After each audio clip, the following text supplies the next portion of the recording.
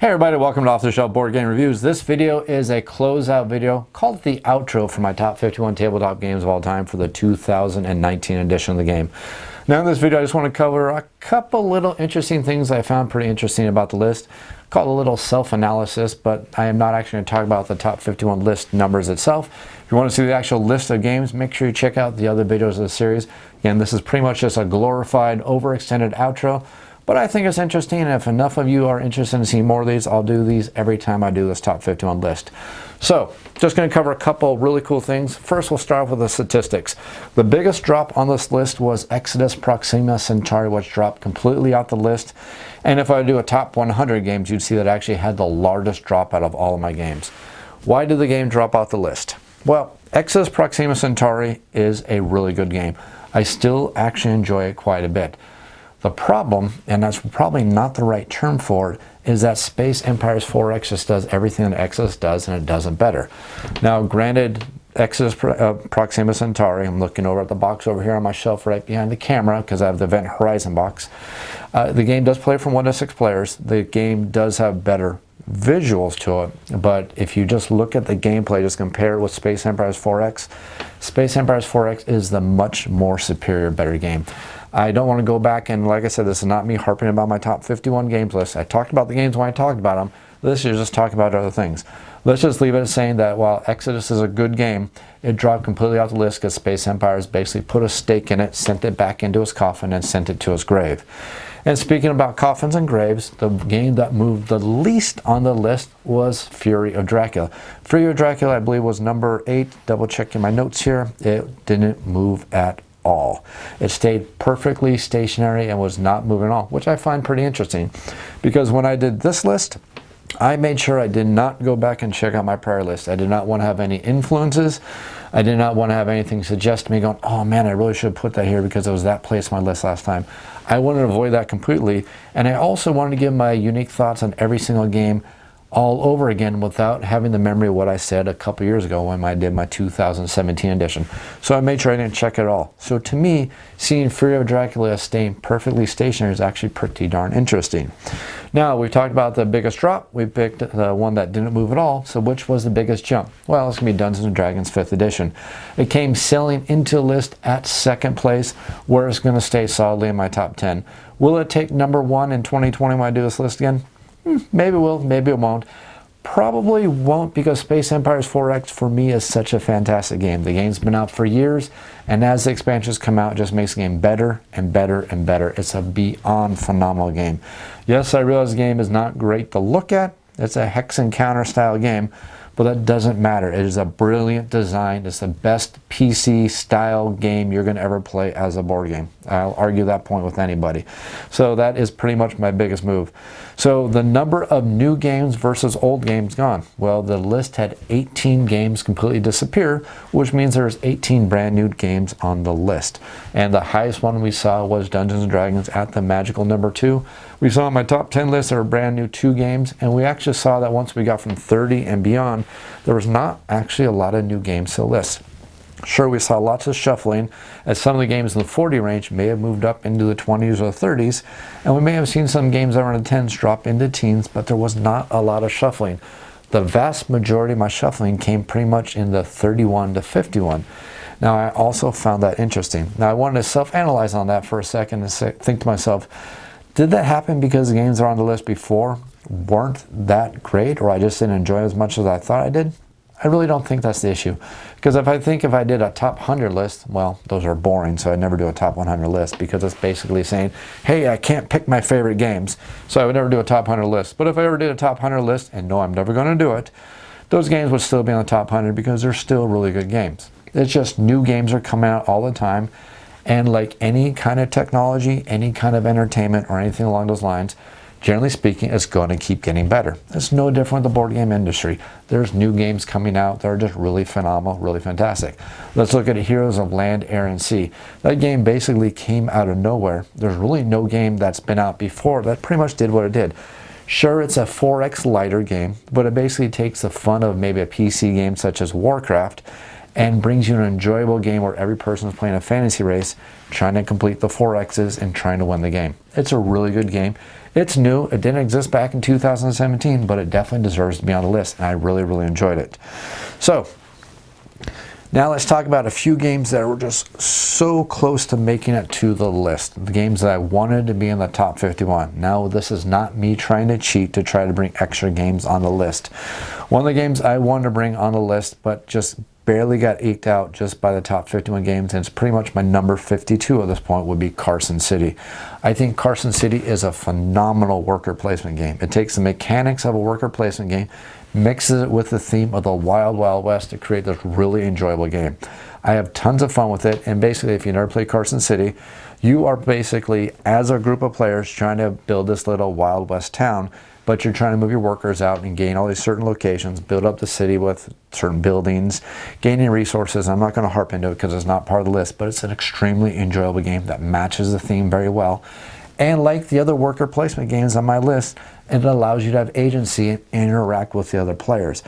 I love that in worker placement games. I'm sure you've seen it with my other worker placement games, such as Lords of Waterdeep and the other games on my list that do exactly that. It is something I enjoy very much. And it's why Carson City sits at 52, barely at the cusp of 51.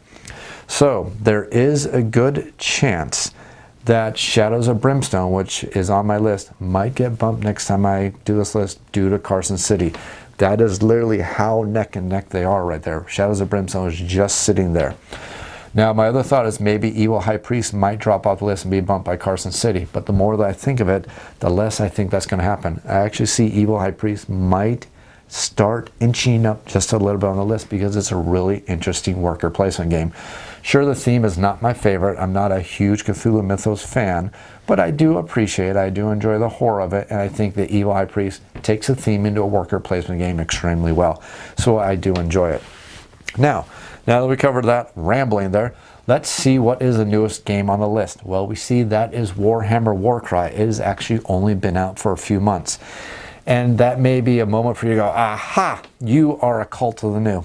No, I'm not, because the oldest game on my list is also from Games Workshop.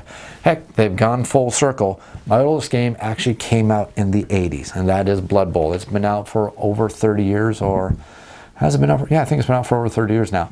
And it is a game that is still in my list and is actually higher than Warhammer Warcry.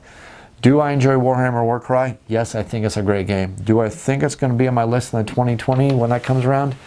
Like I said when I talked about, there's a good chance that Beastgrave may bump it off the list. I don't know if that's going to happen. I still really enjoy Shadespire. I enjoy the mechanics. I enjoy how tight that game is, where you literally have 12 actions in the entire game to get the most victory points and win the game. It's a brilliant design. It plays quickly. But for some reason, Warcry to me, because it's so darn cinematic, which is something that you don't see in a lot of board games, yet it is really fun and really enjoyable. So for that reason alone, I think Warcry deserves to be on my list. It is a miniatures game. I'm not going to ignore that fact. It's a miniatures game where you move your miniatures and pull out the measuring tape. And I know not everybody enjoys measuring tape in their games, but it is so darn much fun. It's so thematic. It's fun to build up your warband. It's fun how the game plays variable every time you set up based on the different objectives, the different layout of the terrain, the different things that are going on every time you play that game. I just enjoy it so much. I think it's very thematic, and I think it's going to stay, but again, there is a slight chance that as Beastgrave continues to bring out more expansions, more factions, it's in its 3rd season right now, it could bump Warcry off the list. Now that we've analyzed the list a little bit, let's talk about the things I've learned about myself as a board game player as the years goes by. I'm learning about myself that I really just don't enjoy games that have finite replay potential. Now, I'm not saying I don't enjoy them. I'm just saying that those games don't lock in my memory and they don't stay memorable. Well, you could say it's because I'm not playing them repeatedly, but you can also say I just don't enjoy the idea of having limited replay. Now, these games may be great, they may be fantastic, but if a game doesn't have a lot of replay, it doesn't lock into my psyche that well. Let's look at Seventh Continent. It's a great game, it's enjoyable. I think it's better as a 1 or 2 player game only, and again, it plays up to 4, but I think it's really best as a 1 or 2 player game. But that game, once you complete each one of the curses, there's not much desire to go back and play the game because you've learned all the secrets from it.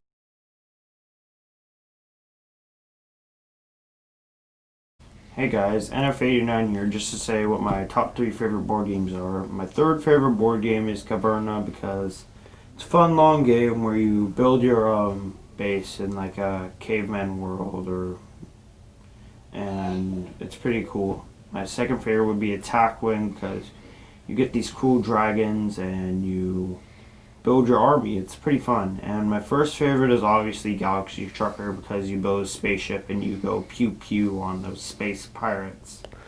Anyways, that's all for me. Bye. Let's also look at another game that I think is an extremely fantastic game, and I think anybody should go out there and play it, and that's Detective. I think the game is a perfect integration of an app, even though you're playing with a website. But it's a perfect integration of an app and everything. But it's not on my list because I don't like the fact that there's a limited amount of replay of the game. It's a beyond brilliant game, and I think anybody who has not played it should go out there and play it because the experience it creates with all your friends sitting around a table, flipping over a card, looking at these stories as you're bringing them out, it's just a supremely enjoyable experience. But again, it has limited replay. Once you complete each one of the scenarios, while you could go back and see the cards that you didn't see and make different decisions, my desire to go back and do so doesn't really exist. Now I'm glad that they're bringing out more scenarios and more expansions, and I'm definitely going to pick them up because the game has done one thing that Time Stories never could do. It's continuing to create engaging stories, whereas Time Stories, as the stories went on, they started going down, down, down, until I was like, yeah, I'm done with Time Stories. Detective hasn't had that happen, and I don't foresee it happening because every one of these scenarios has been fantastic. Maybe it's the fact that they called to my inner sleuth, the fact that growing up I enjoyed Sherlock Holmes. But whatever it is, there's something about Detective that I enjoy phenomenally, and I think it's a brilliant, brilliant design. I enjoy it quite a bit. Now, let's also talk about some games that I don't ever foresee falling off of my list. I don't ever see Blood Bowl ever falling off my list. I enjoy Blood Bowl. The fact that I can get a season together and play with my friends is just extremely enjoyable. Building up your team, parodying some of the other fantastic teams that are out there is just, for me, it's just awesome. I have a lot of fun doing it. Matter of fact, whenever I make a team, I always like to parrot a famous NFL team. Every time I play a Dark Elf team, I always call them the Dark Side Cowboys. Now, I know I stole that from the earlier editions of the game, but that just what gave me the incentive to do it. I think it's fun. I think it's creative to do it, and it's just a lot of fun. I enjoy playing the game as a season-style game. Now, I don't think I really would like to play Blood Bowl as a standoff, one-off style game. Now, I'm not saying I don't enjoy it because it's still fun, but for me, the most fun I ever get out of Blood Bowl is by playing a season with a whole group of friends. It's just a lot of fun. And again, the enjoyment I get out just guarantees it's pretty much going to stay on my list as long as I always do these lists. Next thing up, I think, is Dread. Dread is a phenomenal one-shot RPG that takes the idea of an RPG and makes it approachable to other characters and creates a phenomenal environment every time you play the game. The fact that you got that Jenga tower there and the stress it creates when you're playing this game is just so hard to emphasize how much that creates a phenomenal gameplay. Next up is Seven Wonders. Seven Wonders has been out for many, many years, and it's been copied by a lot of different games out there. Look at Sushi Go. It just basically copies the idea of Sun Up and Wonders. But yet, Seven Wonders is a classic game that is always enjoyable to me. I have so much fun playing with the game. Yes, there's a lot of expansions to it, and they add variety, but that game is just so darn enjoyable to me, and I think it's always going to be on my list. And another one, finally, is going to be Railways of the World. I still think that Railways of the World is the absolute pinnacle, best train railway style game. Yes, there's railway train games that are more complex. There are rail train games that are less complex, but it's just a perfect blend of complexity, interaction, and also the fact that the game does not hold other players' hands. The game is not afraid to kick you in the teeth, and if you play badly, it's going to make you suffer for it, and that's something I enjoy. I don't like games that hold your hands, and Railway of the World never hold your hand, and it's a really phenomenal design. I also enjoy conflict in games. I enjoy when you can interact with other players. I've already talked about worker placement games, but even in things as simple as worker placement games, I want to be able to interact with the other players. I don't want to play a racing game where the person who wins is the person who got to a certain location first, managed to get those resources first, and they can just sit on their laurels and wait for the end game. Those are what I like to refer to as engine building games, and basically it's the first person to get their engine rolling is generally the winner. Now, I'm not saying those are bad games. I'm just saying those aren't the games I enjoy the most. I like player interaction. I like a game that every time you make a decision, you better be ready to protect your decision because I can go after it and I can interact with you. That is something I enjoy quite a bit. I also enjoy theme and story in the game. I mean, heck, look at my number 2 game. That's all theme and that's all story. But if you look at my list and just look from the top 51 all the way down, you're going to see that theme and or story just rings through the entire list. Look at Legends of Andor. There's a theme and there's a story going on there. Look at Zombie 15. There's a theme and a story going on there. Look at Fury of Dracula. There is definitely a very strong theme as you play that game. Look at games such as Evil High Priest. Look at other games. I mean, I can go over my entire list and just look at all these games and tell you that all of them have theme, all of them have story. Three Kingdoms Redux, it's all these games. Enjoy a theme, enjoy a story. Now, the interesting thing why I say that is because my oldest son is a really strong lover of abstract games.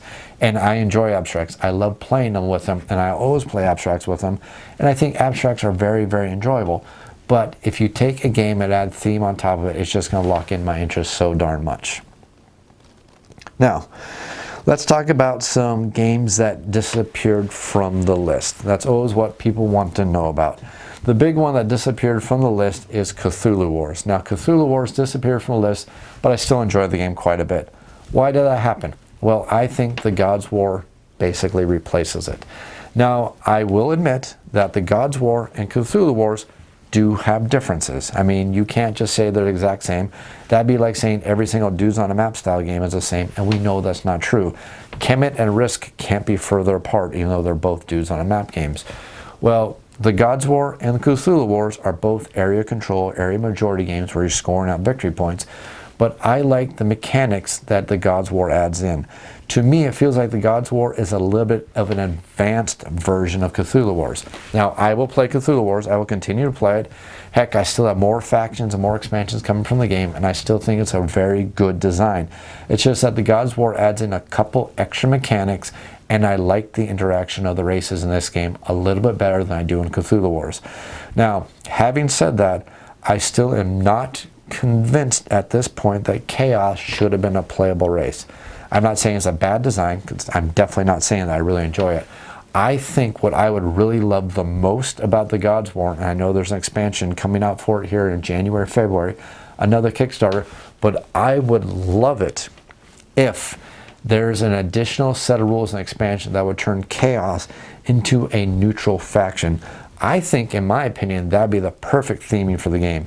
Now, it doesn't make the game not enjoyable that Chaos is playable, but in my mind, I think that would make the game perfectly fitting the theme of how the mechanics work, whereas you're playing later on in the game where the players have to kind of play together for the great compromise and how they're working to shut down Chaos no matter how it works. So that's just something I'd really like to see, but ignoring that fact, I think the God's War is the superior game. Again, still in Cthulhu Wars, but I'm going to play the God's War, especially if people let me have a choice. People say, do you want to play Cthulhu Wars or the God's War?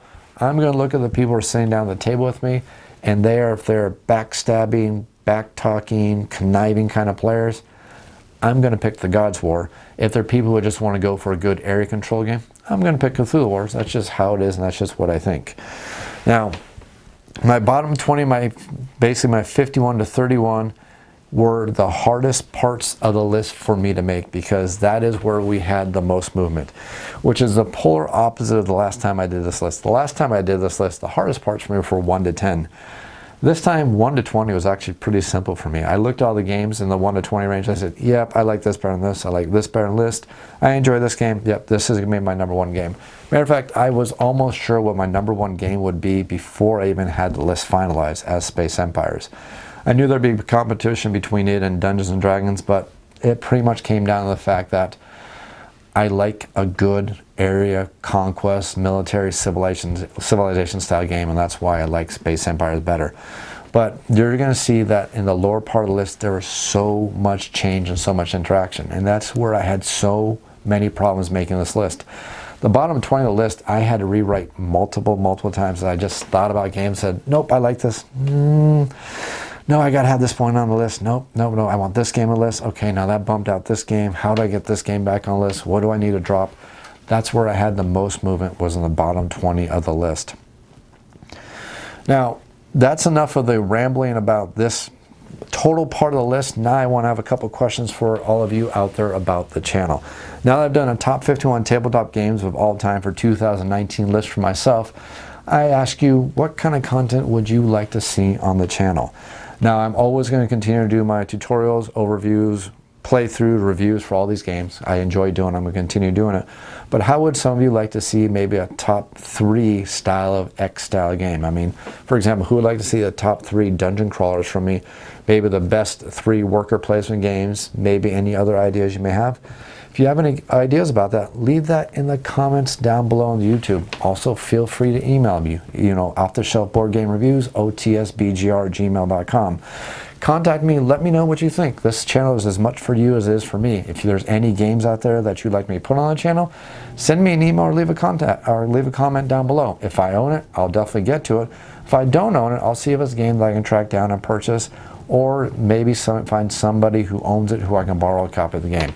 But that's enough of the wah stuff. I just wanted to go over the list, cover a few comments about it. Let's go ahead and end this video. Again, comments, leave them down below. Contact me, email me. As always, thanks for watching.